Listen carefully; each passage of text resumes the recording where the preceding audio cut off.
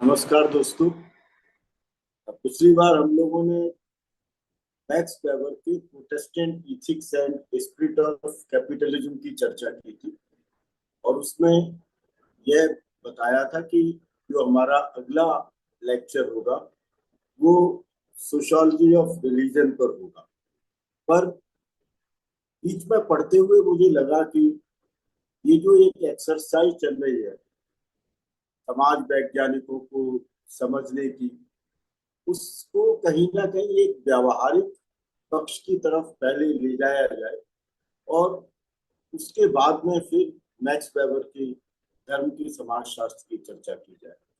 तो आज मैं इस उद्देश्य के साथ कि विभिन्न समाज वैज्ञानिकों ने और विभिन्न सामाजिक विचारकों ने, विभिन्न वैज्ञानिकों ने समाज, संस्कृति और सृजनशीलता, इन तीन के मध्य के संबंधों को समाजशास्त्रीय दृष्टिकोण के माध्यम से तलाशने की जो कोशिश की है उसे प्रस्तुत किया जाए। यह उद्देश्य इसलिए भी महत्वपूर्ण है क्योंकि समाजशास्त्र को एक सृजनशील समाज वैज्ञानिक विधा के रूप में प्रस्तुत करने की हमारी अपनी ये कोशिश होगी। असल में सृजन है क्या? What is creativity? मुझे लगता है कि अगर हम दर्शन में जाएं, अगर हम दर्शन से पहले जादू को तलाशने की कोशिश करें, अगर हम धर्म को तलाशने की कोशिश करें, इन तीनों के बाद विज्ञान और विज्ञान के विभिन्न पहलुओं को तलाशने की कोशिश करें, तो ये कहा जा सकता है कि सृजनशीलता भविष्य की संभावनाओं का एक स्वप्न है। यह भविष्य की संभावनाओं से जुड़ी हुई कोई एक कल्पना है। हम उस कल्पना को, उस स्वप्न को देखते हैं, हम उसको इमेजिन करते हैं और इमेजिन करने के बाद अगर हमको लगता है कि समाज के वेलफेयरिज्म के लिए, जनसंख्या के विकास के लिए या हमारी अपनी सोच के अनुसार समाज के परिवर्तन और विकास की दिशा को बदलने के लिए अगर हम कोई प्रयास करते हैं तो वह प्रयास सृजनशीलता की तरफ चला जाता है। यूं अगर स्वाभाविक रूप में और संक्षेप में कहा जाए तो ये कहा जा सकता है कि सृजन का संबंध कहीं ना कहीं उद्भव से है, जन्म के साथ में है। जन्म अपने आप में एक सृजन है और सृजन एक डायलेक्टिकल प्रोसेस है। हम ये कह सकते हैं कि जो हम श्रम करते हैं वह श्रम अपने आप में एक सृजनात्मकता है। श्रम के अंदर सृजनात्मकता एक अनिवार्य अवयव के रूप में विद्यमान है। और अगर इसे मार्क्सिय लॉजिक के साथ कहा जाए तो हम ये कह सकते हैं कि पूंजी और श्रम, इनके मध्य जैसे जैसे संघर्ष होते हैं वह संघर्ष या तो सृजन को जन्म देते चले जाते हैं या सृजन का ह्रास करते चले जाते हैं। और इसलिए मार्क्सीय परिप्रेक्ष्य में अगर कहें तो ये कहा जा सकता है कि श्रम आवश्यक रूप से एक क्रिएटिव ह्यूमन एंगेजमेंट है। हम मनुष्य के रूप में जब श्रम करते हैं तो एक क्रिएटिव एंगेजमेंट के साथ जुड़ जाते हैं। उसके अंदर सृजनात्मकता है, हमारी अपनी कल्पना, हमारा अपना दृष्टिकोण, हमारी अपनी सोचने समझने की क्षमता, हम किस दिशा में जाना चाहते हैं और उसे कैसे प्राप्त करें, इस समूचे प्रयास को हम सृजन के साथ जोड़ते हैं। शुरुआती दौर में सृजन प्रकृति के साथ जुड़ा हुआ था और धीरे धीरे हम जब प्रकृति के साथ अपने संबंध निर्मित करते हैं तो उन संबंधों से जिस सृजनशीलता की प्रक्रिया चलती है उससे हम नवीन वस्तुओं को जन्म देते हैं, नवीन उत्पादन की दिशा की तरफ जाते हैं, नवीन सेवाओं की तरफ जाते हैं और अपने परिवेश को और स्वयं को बदलने की सामर्थ्य प्राप्त करते हैं। तो हम अपने आप को अगर बदलना चाहते हैं, हम अगर समाज को बदलना चाहते हैं, हम अपनी आवश्यकताओं को पूरा करने की अगर इच्छुक है और उसे संतोषजनक तरीके से पूरा करना चाहते हैं, तो हम अनिवार्यतः एक क्रिएटिव ह्यूमन एंगेजमेंट के साथ जुड़ जाते हैं और यह एक डायलेक्टिकल प्रोसेस के रूप में हमारे सामने ओवर करके आता है। वैसे श्रम सामूहिक श्रम का परिणाम, सृजनशीलता सामूहिक श्रम का परिणाम है। जब हम सामूहिक श्रम करते हैं तो अनेक जो इकाइयां हैं, वे अनेक इकाइयां अपने अपने विचारों से, अपने अपने तरीकों से, अपनी अपनी समझ के अनुसार नई तरह की इंसाइट्स विकसित करती हैं, नए तरीके की अंतर्दृष्टि विकसित करती हैं और उस अंतर्दृष्टि के आधार पर अपने को रिविजिट की प्रक्रिया की तरफ ले जाती है। ऐसा कलाकार करता है, ऐसा बुद्धिजीवी करता है और इसलिए कलाकार और बुद्धिजीवी का जो श्रम है वह अनिवार्यतः सृजन की प्रक्रिया से जुड़ जाता है। और मैंने इसलिए कलाकार और बुद्धिजीवियों की चर्चा की क्योंकि उनके लिए सृजन एक सौंदर्य शास्त्र की प्रक्रिया का, एस्थेटिक्स की प्रक्रिया का भी हिस्सा है।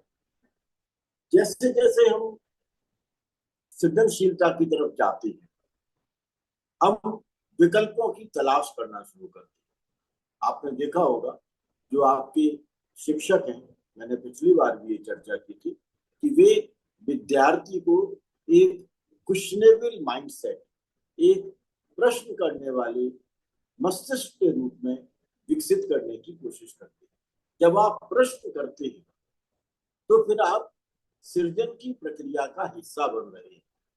प्रश्न न करना अनेक बार अनुकरणात्मकता के साथ जुड़ जाता है और अनुकरणात्मकता सामाजिक विकास और सामाजिक परिवर्तन या जिसको आप कहें सोशल ट्रांसफॉर्मेशन की प्रक्रिया में बहुत अधिक योगदान नहीं करती है।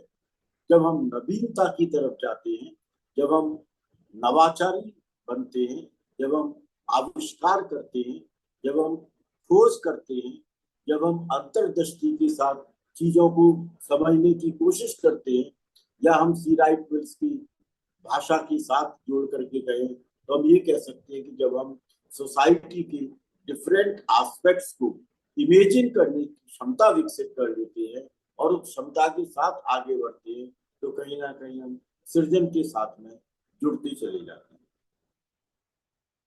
मैक्स वेबर जब सृजनशीलता की बात करते हैं, वो भी क्रिएटिविटी की बात करते हैं और उस क्रिएटिविटी में वे रैशनलाइजेशन की प्रक्रिया की तरफ जाते हैं।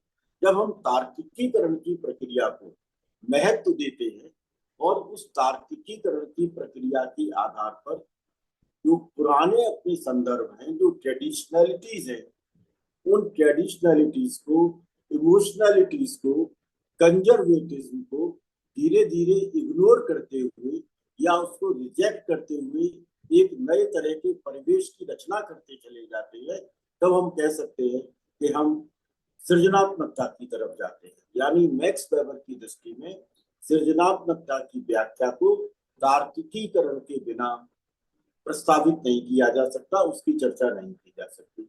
ठीक इसी तरह से जब हम सॉलिडेरिटीज की बात करते हैं, जब हम एकजुटता की और एकता की बात करते हैं, तब हम दुर्खाइम की शब्दावली में सृजनशीलता की चर्चा करने की कोशिश करते हैं।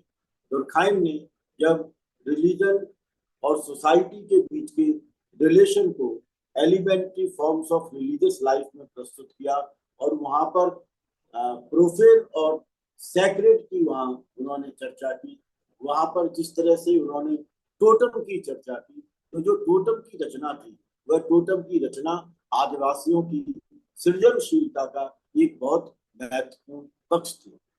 यही सब कुछ जो है जिसको हम सृजन कह रहे हैं, जो हमारे अपने विचार में आता है, जो हमारे व्यवहार में आता है, हम रूल्स बनाते हैं, रेगुलेशंस बनाते हैं, पुराने रूल्स रेगुलेशंस को हम रिजेक्ट करते हैं, उनको इग्नोर करते हैं, अपनी आवश्यकताओं की पूर्ति के लिए नए साधन बनाते हैं, पुराने साधनों की हम उपेक्षा करते हैं या उनकी जो यूटिलिटी है जब कम होती चली जाती है तो हम उन्हें अपने सामाजिक जीवन से बाहर करते चले जाते हैं। तो वो चाहे प्रौद्योगिकी हो, चाहे वो विचार हो, चाहे व्यवहार हो, उसमें सृजनशीलता एक अनवरत प्रक्रिया के रूप में देखी जा सकती है। यह लगातार चलती है और इसलिए मनुष्य अनिवार्यतः एक सृजनशील प्राणी है। ये मार्क्स भी कह रहे हैं जब वो ये कहते हैं कि हम यानी मनुष्य नवीन प्रकार की सामाजिक व्यवस्थाओं की रचना करेगा और पूंजी और श्रम के मध्य नवीन प्रकृति के संबंधों को तलाशेगा, तब हम अपनी सृजनात्मकता को प्रस्तुत कर रहे हैं। ठीक यही बात मैक्स वेबर अपने संदर्भों के साथ प्रस्तुत कर रहे हैं। वस्तुतः प्रशासन तंत्र की रचना अपने आप में एक सृजनशीलता पर आधारित संस्था की रचना की दृष्टि से देखी जा सकती है। और जब दुर्खाइम ऑर्गेनिक सॉलिडेरिटी की बात करते हैं और उस कॉम्प्लेक्स डिवीजन ऑफ लेबर से जुड़ते हुए स्पेशलाइजेशन की तरफ चलते चले जाते हैं, तब वो इस बात को कहीं ना कहीं संकेत दे रहे हैं कि हमारी अपनी सृजनशीलता किस तरह से हमें एक विशिष्टता की तरफ ले जाती है और हमारी आवश्यकताओं को पूरा करने के लिए जो सुसंगत मूलक साधन है उन साधनों को प्रस्तुत करने की कोशिश करती है। ये एक क्लासिकल सोशियोलॉजी के अंदर हम सृजनात्मकता की परिभाषा को तलाशने का प्रयास कर सकते हैं। लेकिन एक सवाल दोस्तों और उभरता है कि जो पूंजीवादी विकास है, जिस विकास की प्रक्रिया से हम आज गुजर रहे हैं, उस पूंजीवादी विकास की प्रक्रिया में एक बहुत महत्वपूर्ण बदलाव हमें देखने को मिलता है और वह बदलाव है हमारा शारीरिक श्रम और उसके साथ की सृजनशीलता, हमारा बौद्धिक श्रम और उसके साथ की सृजनशीलता। दुर्भाग्यजनक बात यह है कि शारीरिक श्रम और बौद्धिक श्रम के मध्य में हमने एक विभाजन उत्पन्न किया है और यह विभाजन कहीं ना कहीं पूंजीवादी हितों को पूरा करता है आज के दौर में। हालांकि इस तथ्य से भी इनकार नहीं किया जा सकता कि यह पूर्व पूंजीवादी जो दौर था, उस पूर्व पूंजीवादी दौर के अंदर भी इस प्रकार के पक्ष रहे होंगे। शारीरिक श्रम और बौद्धिक श्रम के मध्य का ये जो विभाजन है, इस विभाजन को हम भारतवर्ष के अंदर जाति व्यवस्था के संदर्भ के साथ में देख सकते हैं। एक बात और भी है, जैसे जैसे सृजन के साथ सामाजिक विकास की प्रक्रिया जुड़ती है, संस्कृति के नए संदर्भ हमारे सामने आते जाते हैं, सामाजिक संबंधों के नए संदर्भ हमारे सामने आते जाते हैं। संस्कृति को अगर हम कहें तो हम ये कह सकते हैं कि संस्कृति मनुष्य की सृजनशीलता का सबसे महत्वपूर्ण पक्ष है। हमने व्यवहार करने की, विचार करने की, अपने आप को आगे बढ़ाने की, अपने आप को अन्य लोगों के साथ जोड़ने की, अपने आप को प्रकृति के साथ जोड़ने की जो विभिन्न पहलू तैयार किए हैं, उन विभिन्न पहलुओं की एक संगठित व्यवस्था ही संस्कृति है। अगर मनुष्य सृजनशील नहीं होता तो वह प्रकृति के साथ अपने द्वंद्वात्मक संबंधों को निर्मित नहीं कर सकता था, और अगर वह प्रकृति के साथ अपने द्वंद्वात्मक संबंधों को निर्मित नहीं करता तो फिर संस्कृति का जन्म भी नहीं हो सकता था। इसलिए संस्कृति मनुष्य के सृजनशील प्राणी होने का एक सबसे महत्वपूर्ण सबूत है। और जब हम सृजनशील प्राणी के रूप में विभिन्न प्रकार की सामाजिक इकाइयों के साथ नियम और प्रतिमानों को केंद्र में रखते हुए नई नई प्रकृति के सामाजिक संबंधों की और सामाजिक अंतःक्रियाओं की रचना करते हैं, तब हम समाज व्यवस्थाओं को जन्म देते चले जाते हैं, समाज को जन्म देते चले जाते हैं। यह कहने की आवश्यकता नहीं है कि दास समाज से पहले के समाज में हमारी सृजनशीलता के कारण किस तरह के सामाजिक उत्पादन संबंध थे, फिर दास समाज के अंदर सामंती समाज के अंदर, पूंजीवादी समाज के अंदर, नव्य पूंजीवादी समाज के अंदर हमारे अपने सामाजिक संबंधों में किस प्रकार का बदलाव आता चला गया। सृजनशीलता का पक्ष कब सामूहिकता का एक महत्वपूर्ण अवयव बना और कब पूंजीवाद ने सृजनशीलता को व्यक्तिवादिता के साथ जोड़ दिया और उस व्यक्तिवादिता ने सृजनशीलता को पूंजीपति के एकाधिकार की एक बहुत महत्वपूर्ण वस्तु बना दिया। यह एक बहुत चिंता की बात है कि आज जिस तरह से वैज्ञानिक बात करते हैं, जिस तरह से प्रौद्योगिकी विशेषज्ञ बात करते हैं, और यहाँ तक कि जिस तरह से समाज वैज्ञानिक अपनी वैचारिकी को निर्मित करते हैं, उस वैचारिकी में, उस प्रौद्योगिकी में, उस विज्ञान के अंदर कहीं ना कहीं जो सृजनशीलता है, उस सृजनशीलता को कंडीशनड कर दिया गया। वहां पर फ्रीडम नहीं। हम सृजनशील तो हैं, लेकिन वह सृजनशीलता के आधार पर हम जिस उत्पादन प्रक्रिया को सामने ला रहे हैं, विचारों के माध्यम से, सामाजिक संबंधों के माध्यम से, या प्रौद्योगिकीय उत्पादन की प्रक्रियाओं के माध्यम से, बाजार के माध्यम से, सवाल ये उठता है कि इस तरह की सृजनशीलताओं से उभरने वाले ये जो नए नए संदर्भ हैं, इन संदर्भों को किसके लाभ के लिए हम प्रस्तुत कर रहे हैं।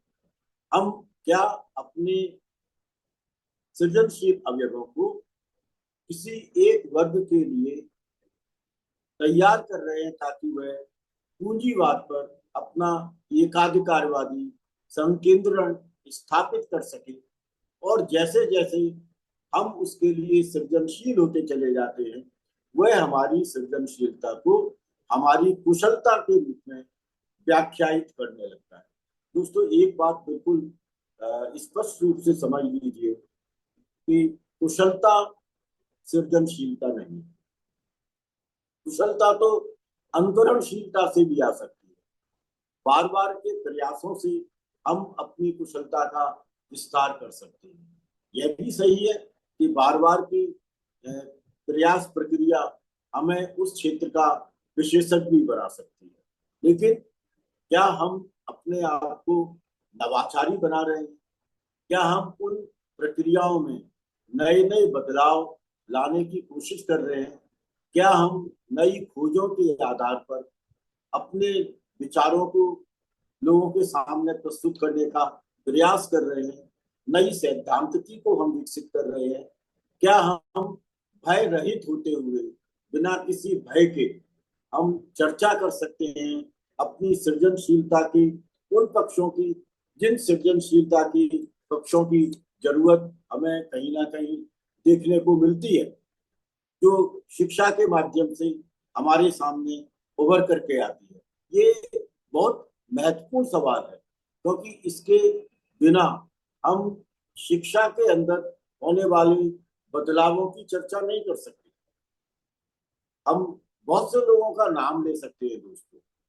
अगर आप कभी उस विश्व इतिहास में और विज्ञान के इतिहास में जानने की कोशिश करें, तो कितने लोगों ने अपनी सृजनशीलता के कारण, अपनी वैचारिक स्पष्टता और अपनी भय रहितता के कारण विभिन्न प्रकार के जो शक्तिशाली तबके थे, उनके शोषण और उनके दमन का सामना करना पड़ा।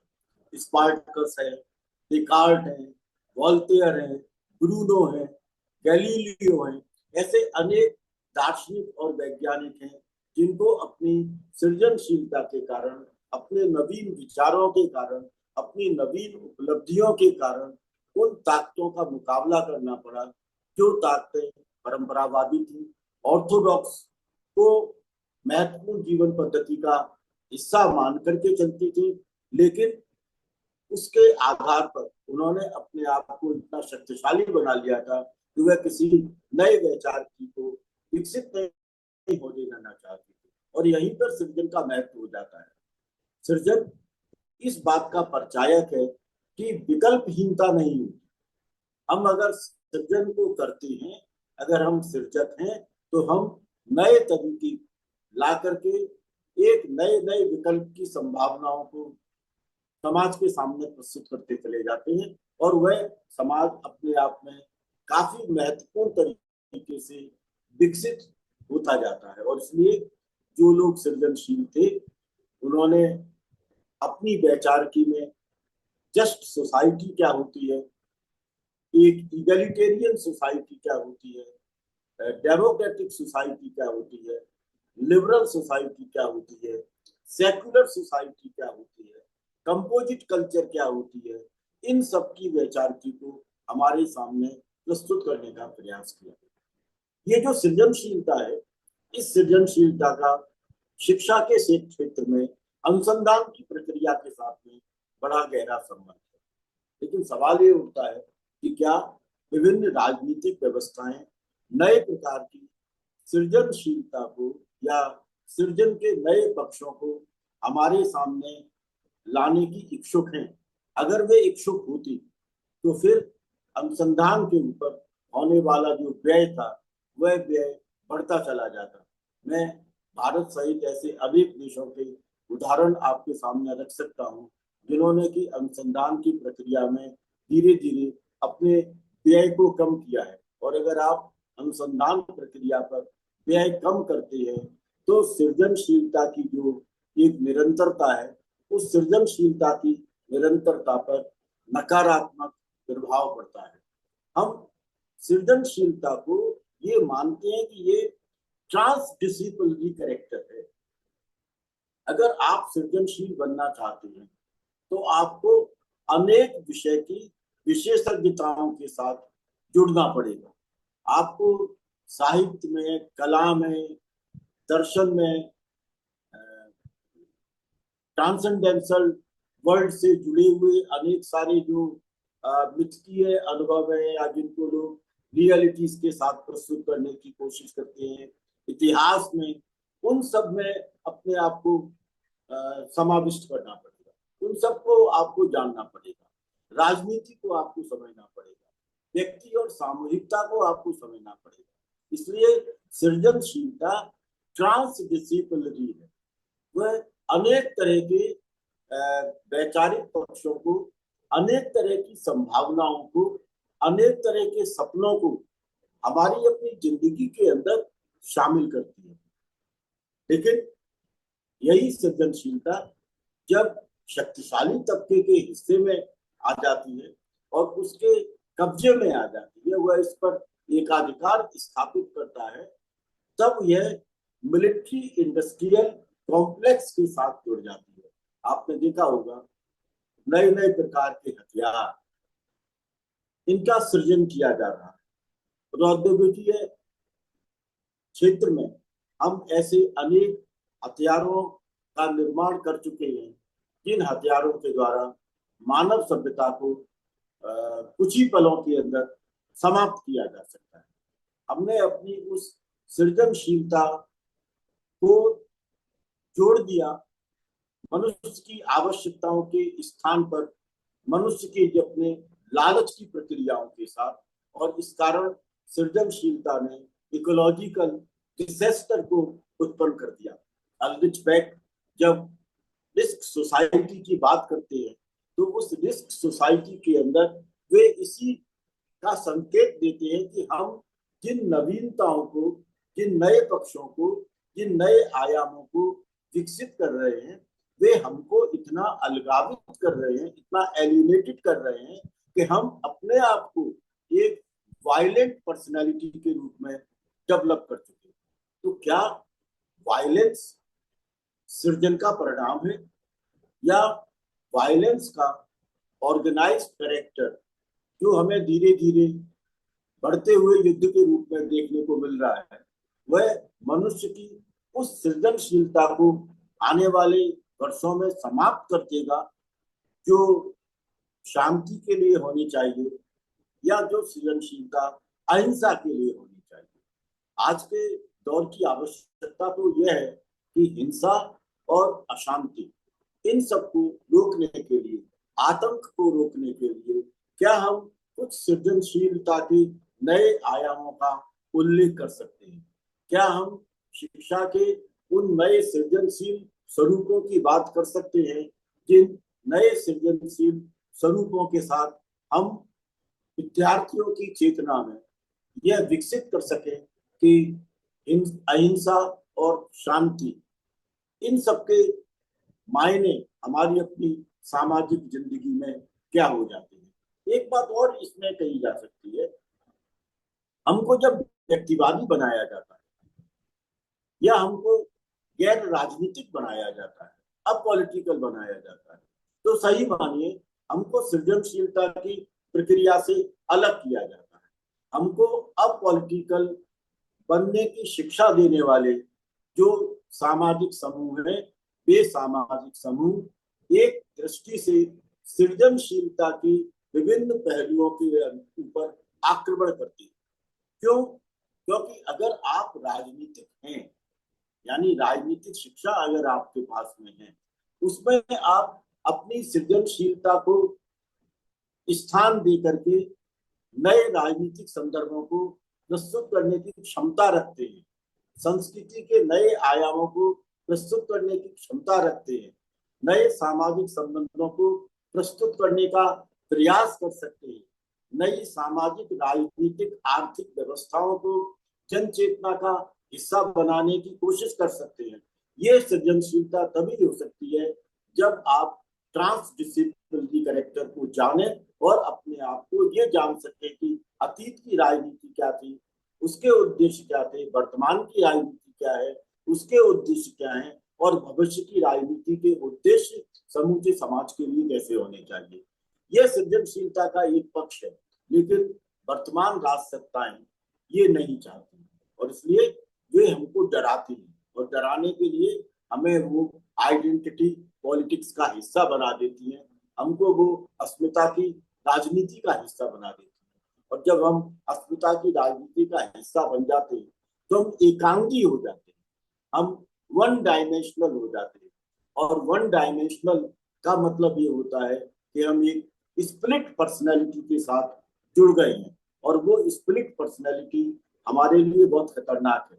हमें असल में अगर अपने आप को सृजनशीलता की समूची प्रक्रिया के साथ बनाए रखना है तो हमें न केवल भौतिकतावादी पक्षों को समझने की जरूरत होगी, बल्कि हमें सांस्कृतिक संपन्नता के विभिन्न पहलुओं को भी समझना होगा। हमें अगर भारतवर्ष के अंदर प्रेमचंद और श्रीलाल शुक्ल को समझना होगा तो हमें रस्किन को भी समझना होगा, हमें इलियट को भी समझना होगा, हमें साहिब लुधियानवी को भी समझना होगा, हमें अमर्त्य सेन को भी समझना होगा, हमें अनेक सारे वैज्ञानिकों को भी समझना होगा। हम इस समझ के आधार पर नए नए सृजनशील अवयवों को ला सकते हैं। खोज और आविष्कार तो सामान्यतः कम होते हैं, लेकिन खोज और आविष्कार के आधार पर जब हम अपने आप को कल्पनाशीलता के साथ जोड़ते हैं, क्या करना चाहिए, क्या होगा, आपने देखा होगा अनेक लोग नई नई खोजों के साथ हमारे सामने आते हैं और हमारी आवश्यकताओं को पूरा करने का वह प्रयास करते हैं। सृजनशीलता इस माने में बहुत जरूरी है। क्या सृजनशीलता की उन अवयवों की तलाश की जा सकती है या उनको हम महत्वपूर्ण तरीके से स्थापित कर सकते हैं जिनसे हम आम जन की आवश्यकताओं को पूरा कर सकें। विज्ञान विरोधी दृष्टिकोण आज के दौर में सृजनात्मकता का सबसे बड़ा दुश्मन है। न केवल यह दुश्मन है बल्कि हमें एक ऐसे पहलू की तरफ ले जाता है जहां हम वास्तविक सृजन और आभासी सृजन इन दोनों के बीच के अंतर को स्थापित कर सकें और शिक्षा पर इसका नकारात्मक असर पड़ता है। हमें इन सब पहलुओं को सृजनशीलता के संदर्भ में देखने की जरूरत है। बहुत बहुत धन्यवाद।